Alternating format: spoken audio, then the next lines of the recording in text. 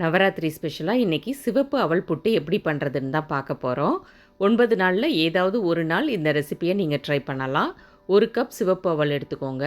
நீங்கள் எந்த கப்பால் அவல் எடுக்கிறீங்களோ அதே கப்பாலேயே மற்ற இன்க்ரீடியன்ஸும் நீங்கள் மெஷர் பண்ணிக்கலாம். கடாயில் சேர்த்த அவலை இந்த அளவுக்கு கலர் சேஞ்ச் ஆகிற வரை நல்லா வறுத்து எடுத்துக்கோங்க. நல்லா முறுமுறுன்னு இருக்கணும். இப்போ வறுத்த அவலை நல்லா ஆற விட்ட பிறகு நான் மிக்சர் ஜாருக்கு மாற்றிக்கிறேன். மிக்சர் ஜாருக்கு மாற்றின அவலை ரொம்ப கொரகொரப்பாகவும் இல்லாமல் ரொம்ப ஸ்மூத் பவுடராகவும் இல்லாமல் இந்த அளவுக்கு நீங்கள் அரைச்சி எடுத்துக்கிட்டிங்கன்னா புட்டு சாப்பிட்றதுக்கு ரொம்ப நல்லாயிருக்கும். இது அப்படியே இருக்கட்டும். இப்போ கடாயில் 1 ஸ்பூன் அளவுக்கு நெய் சேர்த்துக்கோங்க. உடைச்ச முந்திரியை சேர்த்து நல்லா பொன்னிறமாகிற வரையும் வறுத்து எடுத்துக்கோங்க.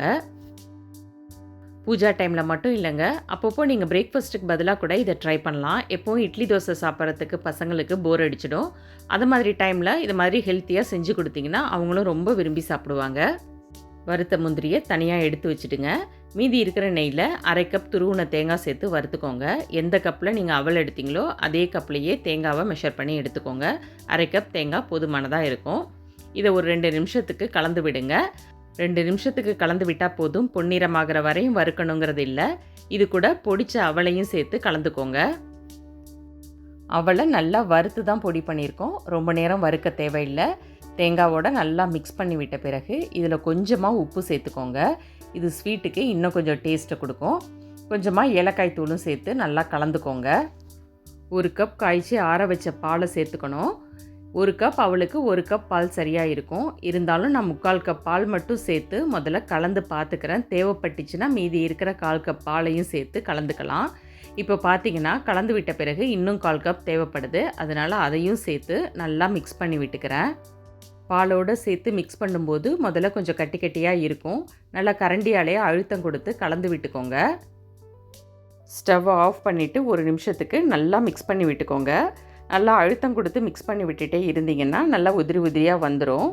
இதை மூடி போட்டு ஒரு 5 நிமிஷத்துக்கு அப்படியே வச்சிடலாம். 1 கப் அவல் எடுத்திருந்தேன். அதுக்கு 3/4 கப் வெல்லம் சேர்த்துக்கிறேன். இதுக்கு 1/4 கப் தண்ணி சேர்த்து வெல்லத்தை கரைச்சிக்கலாம். நீங்கள் 1:1 ரேஷியோவில் எடுத்திங்கன்னா ஸ்வீட் ரொம்ப அதிகமாக இருக்கிற மாதிரி இருக்கும். சப்போஸ் நீங்கள் அதிகமான ஸ்வீட் சாப்பிட்றவங்களா இருந்தால் 1:1 ரேஷியோவில் எடுத்துக்கோங்க. ஆனால் 3/4 கப் வெல்லமே இதுக்கு கரெக்டாக இருக்கும். ரொம்ப திகட்டாமல் இருக்கும். இப்போது வெல்லத்தில் இருக்கிற தூசியெல்லாம் வடிகட்டி எடுத்து தனியாக வச்சுக்கலாம். 5 நிமிஷத்துக்கு பிறகு கலந்து வச்ச புட்டு மாவு எப்படி இருக்குன்னு பார்க்கலாம். நல்லா சூப்பராக கரெக்டான பக்குவத்தில் உதிரி உதிரியாக இருக்குது. இது கூட நம்ம வெள்ளை கரைசலை சேர்த்து நல்லா கலந்து விடணும். புட்டு ரெசிபி, ஸ்வீட் ரெசிபி, ட்ரெடிஷ்னல் ரெசிபின்னு நம்ம சேனலில் நிறைய வீடியோ அப்லோட் பண்ணியிருக்கேன். அதோட லிங்க்கெல்லாம் டிஸ்கிரிப்ஷனில் கொடுக்குறேன். கண்டிப்பாக செக் பண்ணி பாருங்கள். உங்கள் ஃபேமிலி அண்ட் ஃப்ரெண்ட்ஸுக்கும் ஷேர் பண்ணுங்கள். இன்றைக்கி தான் நம்ம வீடியோ ஃபர்ஸ்ட் டைம் பார்க்குறீங்கன்னா சேனலை மறக்காமல் சப்ஸ்கிரைப் பண்ணிக்கோங்க. கரண்டியால் கலந்து விடும்போது கொஞ்சம் கட்டி கட்டியாக இருந்தால் கையால் கூட நீங்கள் உதுத்து விட்டுக்கலாம். கடைசியாக வறுத்த முந்திரியும் சேர்த்து நல்லா மிக்ஸ் பண்ணி விடுங்க. நல்லா அட்டகாசமான டேஸ்ட்டில் சூப்பர் ஹெல்த்தியான புட்டு பண்ணிட்டோம். நீங்களும் உங்கள் வீட்டில் கண்டிப்பாக ட்ரை பண்ணி பாருங்கள். இந்த நவராத்திரிக்கு ஒரு நாள் இதை ட்ரை பண்ணிவிட்டு எப்படி இருந்ததுங்கிற உங்கள் ஃபீட்பேக்கை கமெண்ட்ஸில் ஷேர் பண்ணுங்கள். வீடியோ பிடிச்சிருந்தால் வீடியோக்கு ஒரு லைக் கொடுத்துருங்க. தேங்க்யூ.